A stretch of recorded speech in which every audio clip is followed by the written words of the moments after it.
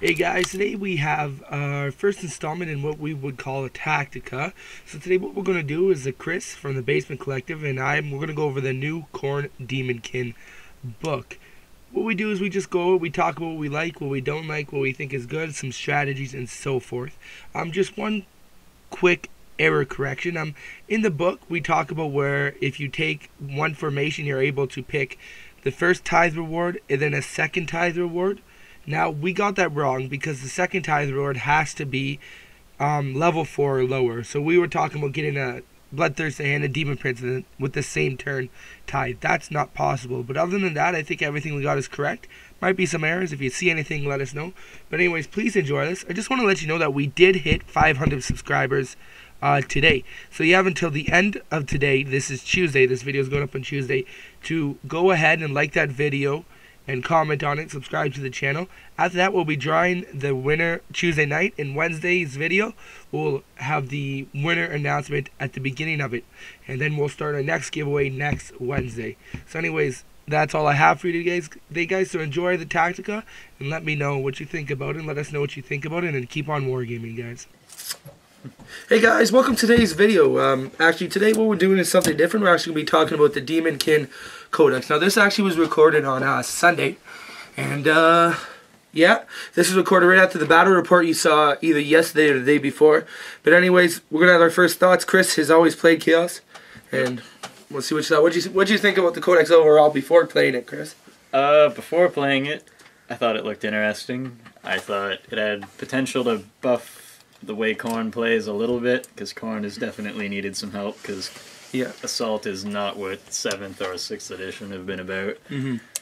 But I was upset a bit that they didn't fix a lot of the glaring issues with Khorne, like having issues actually getting to combat and things like that, as well as a lot of overcosted units.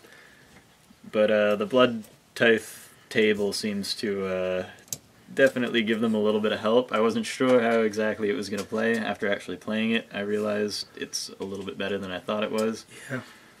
But yeah, it's just helping a poor army become a playable army. I wouldn't say competitive or great, but definitely it's decent now. It can keep up with a lot of casual armies. Yeah, I mean, when we first started playing, you said you think you'd get 8 points by your third turn and hopefully get a Bloodthirster, and you weren't sure if you were going to get 8 points, so you said, fourth turn, if I get 8 points, I might summon a Bloodthirster, but might not. And the second turn, you had 8 points. And third turn, you had 8 points. And fourth turn, you had 7. Fifth turn, you had 5 or 3. And then the sixth turn, if it would have went on, you would have had 5 back. So yeah, that's pretty good. But that's a 2,000 points. Eric's buddy of our Eric was there with us, and he said it makes sense though, because the higher games, the high point games you have, the more units is going to be to die to for conditions to be met for the Blood Tithe table. Yeah, but even then, I think even in a 1,500 point game, which I think 1,850 seems to be the average point level people play at, but even at 15, I probably would have still gotten turn 2 double Greater Demons, well, Demon Prince and Greater Demon, because I was up to like 12. How does that come from? Like, for the viewers who haven't seen the Daemonkin Codex, there's formation such as the Decurion. I think they're called Decurions, no? No, this one's called the Blood Host. Well, this one's called the Blood Host, but here you can sure bump. We'll just move Angrath out of the way. We figured he'd be a good guy. Fortunately, we couldn't fit him in the frame, but anyways, there's formations similar to the Necrons in the Khorne book. So if you know anything about the Necrons, that if you take said formation, you take the minimum requirements, you get bonuses. And one of the bonuses was when you purchase your Blood Tithe, you get an additional lower level, any lower level you want? Any lower level reward to the one that you actually bought. For free. So you get 2 rewards per turn. Yeah. And then in addition to that, you generate an additional blood point every turn, which helps at the start of your turn, yeah. Yeah. So he was able to spend 8 points to get a Bloodthirster, and then he was able to choose one underneath that, which 7 points got him a Demon Prince. Yep. So that's pretty good. Yeah, that was definitely good.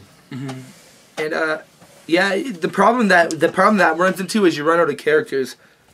You could build around that pretty easily there. More cultist squads, 50-point characters, I guess. Yeah, and I mean, I took some pretty expensive non-character things that I just took because they look nice, not necessarily because they're great, so it's not that difficult to build around that. Yeah, his whole army is nicely painted. Actually, tomorrow we'll have a video up of showcasing the whole army, so check that out.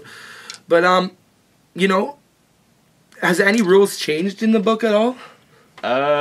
Only slight modifications, like possessed are now demons of Khorne instead of just being demons, which helps them a little bit because that means they get rage without having to buy the banner, which they always used to have to buy.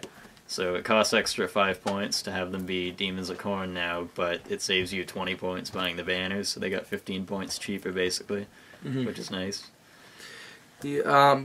All demons now no longer have demonic special rule, but they just have the demonic, what was it? It's just fearless now. But what was they it lost before? Demonic instability. Yep, so you're not going to automatically lose demons in combat, so that's pretty good. And they can join squads with Chaos Space Marine models now too. So you can have hounds with Chaos Space Marine on the Juggernaut. Yeah, stuff like that. And you can take the heralds with their demonic loci to go with berserkers to give them hatred and stuff like that. There is no new units in the book, unfortunately. Yeah. Other than the fact that there's 2 new different types of bloodthirsters. One has a strength D on a non-gargantuan creature, but it has a what's the special rule it has? It just swings at initiative 1. Yeah, but yeah. So I take it that if they ever release anything else with strength D that's non-gargantuan, I think it's going to be striking at initiative 1 by these rules. Let's see, what is it called? There's a shooting one too that has Assault D3, Strength 7, AP 2 shooting attack, as well as a breath flamer that I believe is basically just a heavy flamer. Oh, I see. So the rules for that's in the back. Yeah, no, that's definitely pretty good. The different demon princes, although the Strength D one seems pretty good, but when summoning, it's only the normal Bloodthirster. Unfortunately. Same as the last Codex, just it doesn't have demonic instability, fearless, right? Yep, and now they have Adamantium Will. I'm pretty sure that's a new addition. And that gives him +1 to deny the witch. Yep. Well, it is Khorne, that makes sense. Other than that, everything, like the units it has in the book are basically everything Chaos had before. Is there anything that's missing from Chaos as normal units? Outside of Khorne. Oh yeah, that's another point. Yeah, it's strange that Khorne isn't in the Codex, unfortunately, as well as Karanak, even though Karanak is listed as a model from the Codex on the Games Workshop site on their product section, even though he's not in the book, and Khorne's on the cover of the limited edition slipcover, but also not in the book. So whether that was an error on Games Workshop part, or whether they just didn't put him in there for whoever the Codex writer's reasoning was, doesn't make sense to me. It has Skulltaker, who's an independent character.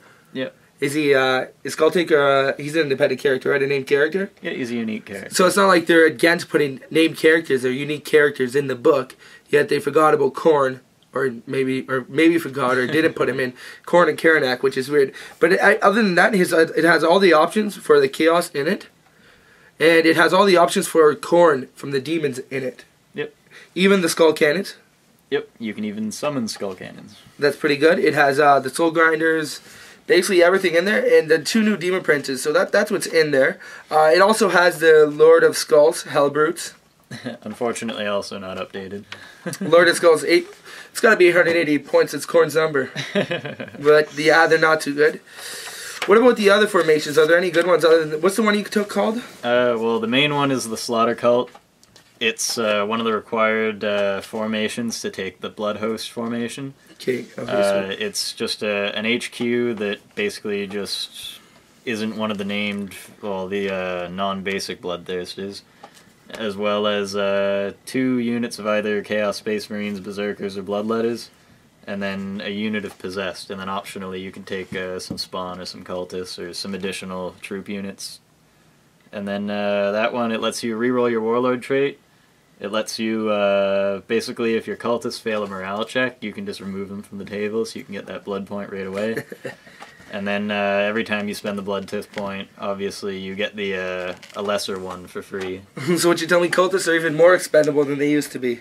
Yeah, a little bit more expensive, but smaller units. But yeah. More expendable now. Yeah, sweet. Okay, and what do we have next here? As far as the other formations go, there's the Brazen Onslaught, which I'm not a huge fan of, to be honest.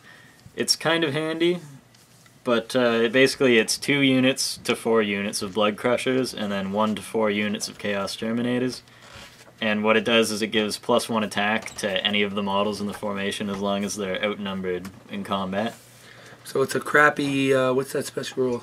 Rampage. Rampage, yeah. But it's a good buff. It's just a shame that you have to take basically 6 blood crushes just to make your Terminators a little bit more viable. But you got Terminators, Termicide, 3 units with 3 Combi Melters or 3 Combi Flamers. And then you just throw them out units and hope they die. Yeah, you can basically use it as a decent harassment unit if you wanted to take the blood crushes anyway. But I think typically I would just take the Terminators without this and summon the blood crushes. But I don't know. It's good if you want to run the blood crushes. Some people have success with them. I don't personally like them very much. But that's just an opinion. And then there's Khorne's Bloodstorm. Khorne's Bloodstorm. It's like Space Wolves and the Murder thing. It's everything to do with blood. Yeah, this one is 2 to 4 units of Raptors, 1 to 4 units of Warp Talons, and 1 Helldrake. So it's not good. Raptors are good. Raptors have always been pretty good. They're not like the greatest unit, but they're definitely, I'd say they're pretty balanced. Warp Talons, I've never considered to be a good unit. They cost a lot of points for what they do. And basically the only reason I would see anybody really taking this formation is if they want to just run the Blood Host formation. What does it give you? It gives +1 strength to any Hammer of Wrath or Vector Strike attacks. Oh no, and you can only take 1 Helldrake. Yeah. That's not. It's not. Maybe if it gave you like +3 attacks or something on Vector Strike and you're allowed to take 3 Helldrakes, it'd be worth it. Yeah. It just seems like there's 2 different writers for this codex and the Necron Codex so far. You know. Well, I'm almost certain there probably are 2 different writers for the because the codex. Necron guy's like, oh man, we're gonna make these formations, you know, amazing. We're not gonna make it semi-good. The first one you mentioned is good.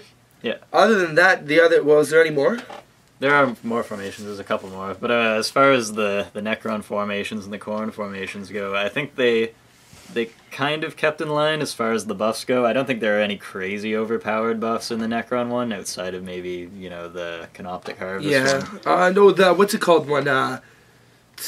Try the Stalker one, the Praetorian Council. Yeah, that one's alright, but I wouldn't say it's broken or anything though. It's not broken, but it's definitely better than what Khorne has. Well, the Khorne ones are pretty good, but the issue is that the units that we're taking initially to get these buffs aren't very good, whereas the Necrons, it's good formations of good units. Well, the first Khorne one's definitely good, and the other ones haven't seemed. They seem usable. But. Well, even the first one, the buff is really good, but the units that you take for it, like throwing Possessed in was a bit of I think they just wanted to sell Possessed. Cause I don't know, the Possessed did pretty good though. They did all right, but they didn't do 150 points of all right.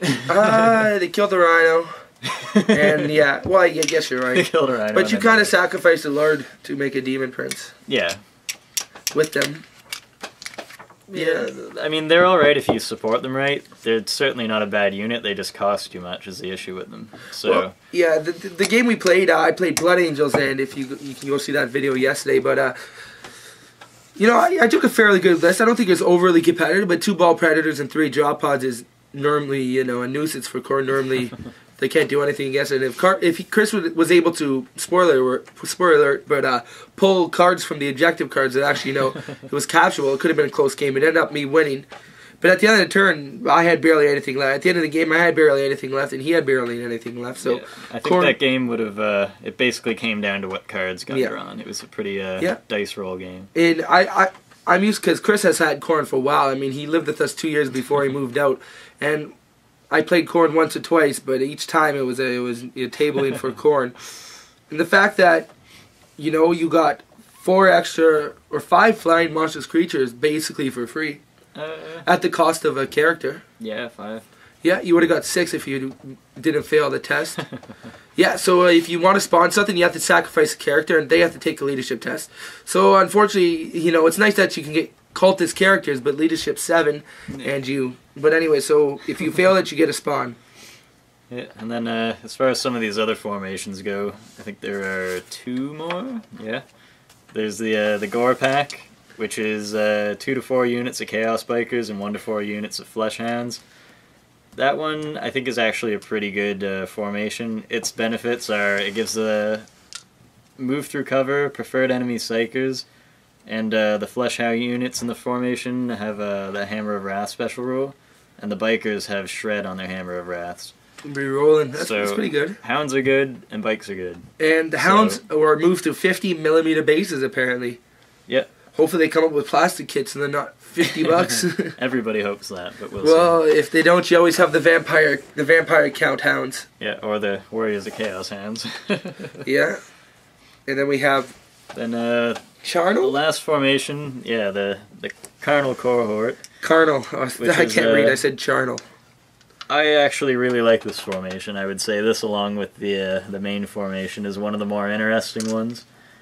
This is one that I could see even just demon players just running as a formation along with their list if they want to bring Khorne along and stuff like that. That's why this one's pretty interesting. But basically, it's 1 HQ basically from the demon book. It's either a demon prince, a herald, a blood throne, or a skull taker.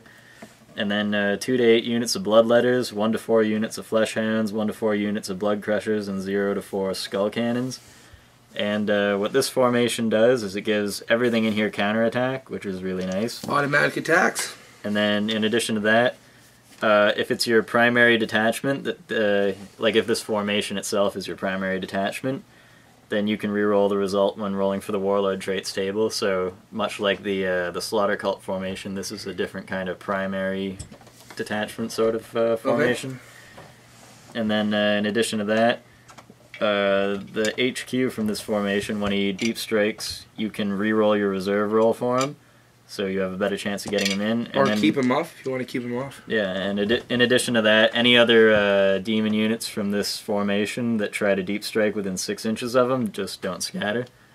So wherever like, your demon prince or whatever teleport it is, homers. Yeah, you can just guaranteed get your entire formation exactly where you want it. That's pretty good. And in addition to that, enemy units have -2 penalty to their leadership when they're taking fear tests, which is good because every demon has fear, so everything in this formation. As long as you're not playing Marines. Yeah. Which is, our playgroup's probably about 60% Marines. But hey, that's what you get.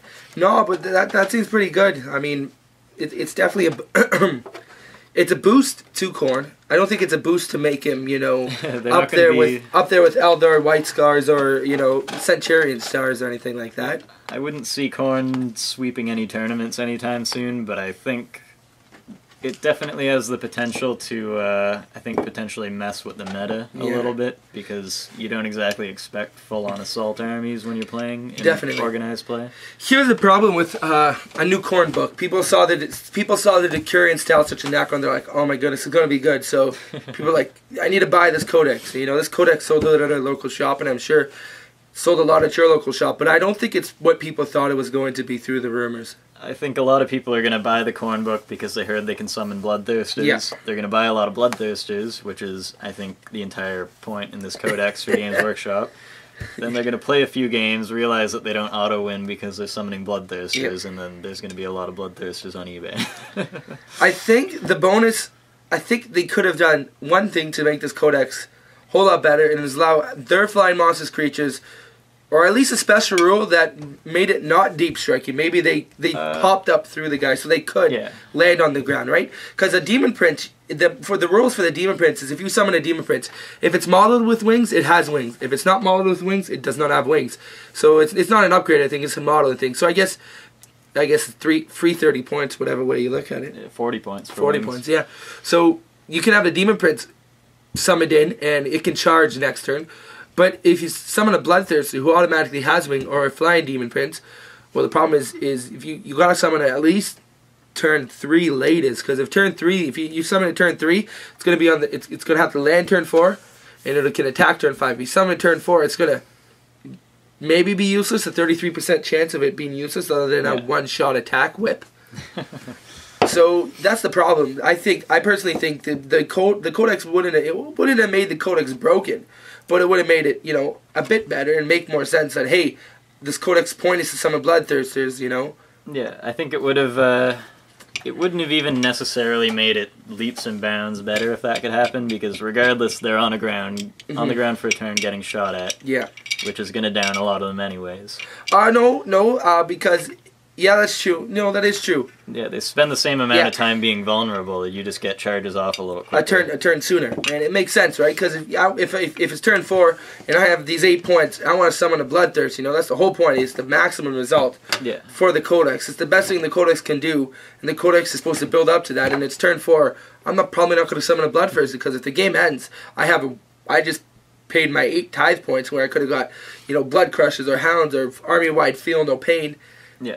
And I get a guy that's possibly just one shot, you know. What's the point? Yeah, I think having played a game where basically my objective that last game that I just played was to summon as many Greater Demons and Demon Princes as I could to see how well that pans out. I think I'll be interested to try a different list with just like kind of a spammy list with Hounds and all that stuff, and just try to keep Feel No Pain up the whole game and see how that works out, like a buff list. Army-wide Feel No Pain is pretty sweet, especially when you have your Demon Princes and your Soul Grinders, which are toughness 5, or not Soul Grinders, your Bloodthirsters. Are they toughness 6? Yep. So Bloodthirsters can't be instant death. Demon Prince is likely not going to be instant death. Although we did see one instant death with a close combat Dreadnought. Always with a Dreadnought.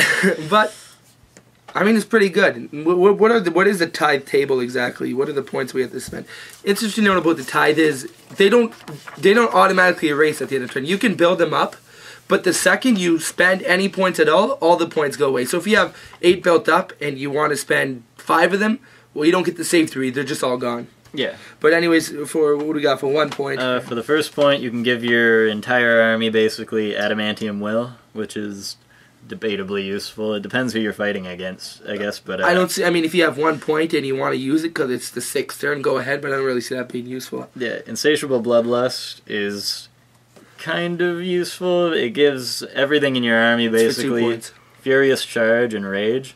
They already have Rage, which is really good. Well, they usually have either Furious Charge or Rage, depending on whether they're a Marine or a Demon. Okay. Some of them have both. So that kind of depends on what you're running. But yeah, it's only 2 points. So. Yeah, so...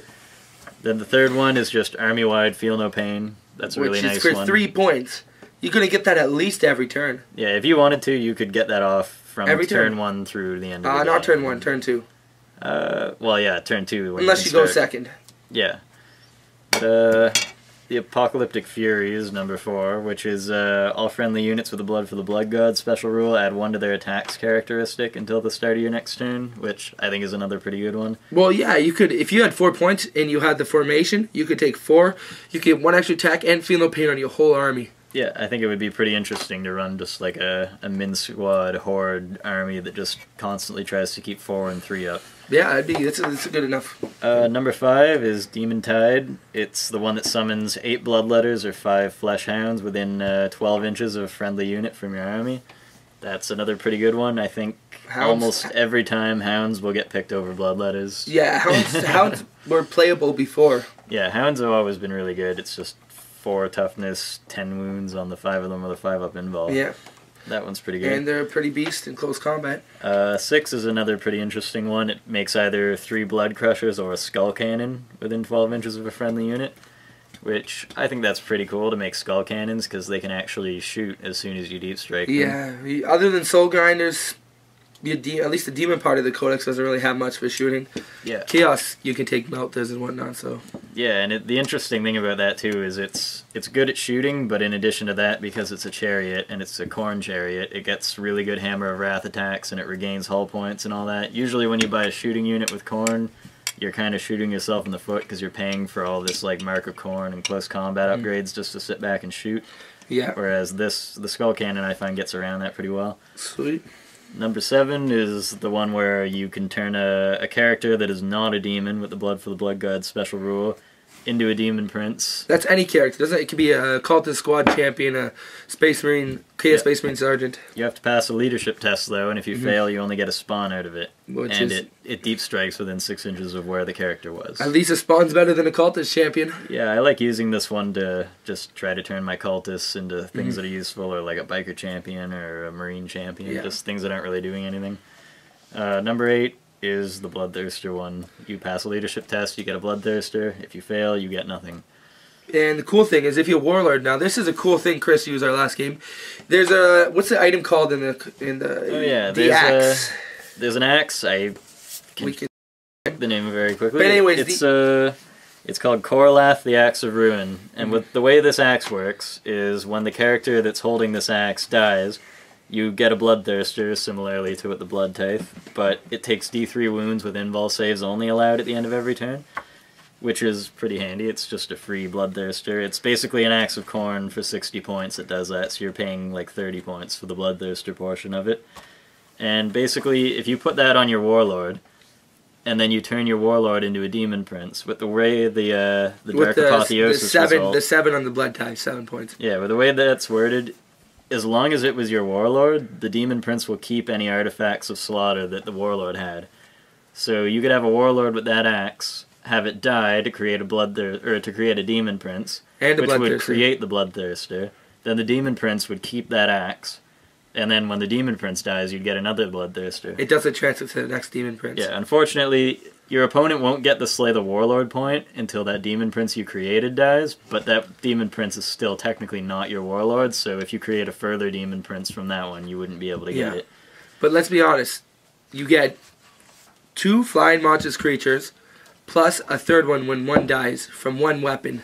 Yeah, so that could be a pretty that could be pretty crazy. Frustrating thing for your opponent. I know a lot of people were complaining because you're paying 60 points to get the Bloodthirster, but then now you could potentially pay 60 points to get 2 Bloodthirsters, which is pretty crazy. Yeah, so definitely going to see some Bloodthirster sales. I think eBay's going to be void of some Bloodthirsters for a bit. And then they'll get more Bloodthirsters once people realize. But, you know, just as we're ending, what's your overall thoughts of the Codex? You like it? You don't like it? You think they could have done better? I'm glad we got a book. Yeah. I think that's what most Khorne players are going to say in the end. Is we've been asking for a book for a really long time. I know it's not exactly what a lot of people wanted. We didn't get anything new, and they didn't fix a lot of units. You got 2 Bloodthirsters. Well, yeah, but I mean, as far as just having new ways to win games goes, it's pretty helpful to have. Yeah, I know, definitely. I like it. I think they're going to do all the additional Chaos Gods. Then they're going to release the Chaos Marine Codex with just Black Legion. Because I can't see them doing this book and then releasing, you know, another book with Khorne in it.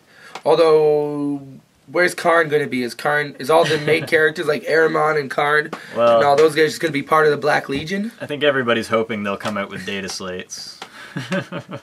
Yeah, there's a Helldrake flying by. But other than that, you know, this video's about 25 minutes long at this point. I think it's good not to end here. Those are some initial thoughts we have. You know, I enjoyed playing against my Blood Angels. I think I want to try my Grey Knight list. Not against this. I have a competitive Grey Knight list I want to try. Hopefully you guys will see in a future video. I just think it depends what you're playing. I took a pretty good Blood Angels list, and I think the Khorne handled it pretty well. Here's a drop pod coming in. Khorne handled it pretty well, but yeah, they didn't get tabled, which is something I'm not used to seeing. Great Codex. I think Games Workshop did a good job with this. I'm excited to see what they come out with. These new releases they're coming out with is so different compared to what we've seen in the past. Smaller armies, you know, just book release. We never used to see just book releases, no new models. Yeah, it's definitely been a newer thing. I think it's basically just replaced supplements. Before, something like this would have come out as a supplement. But White Dwarf or something like that. There have been issues in tournaments with people just banning certain supplements, which is obviously not what Games Workshop wants. They clearly want them to be legal in tournament play, so now they're just releasing them as full-on codexes. Yeah. It's good. I'm excited to see what Games Workshop has. I'm excited to see about if those 30K rumors are true. I think that'd be pretty cool, having a plastic box set of 30K. The Skitarii are pretty sweet. A guy in a playgroup's going to be picking them up. But anyways, thank you for watching the Basement Collective video. This is our first Codex review. Hopefully we'll do more. Coming up, I'm going to be doing a Codex review with Steve, the new player. We're going to go over the Grey Knight Codex. Old news, but for new players, it might be something good to take a look at. Our new giveaway should be going on sometime soon. If not, go check out the last one a couple weeks back. Other than that, thank you for watching from Kevin and Chris. And keep on wargaming, guys. Be eyebrows, though. Oh.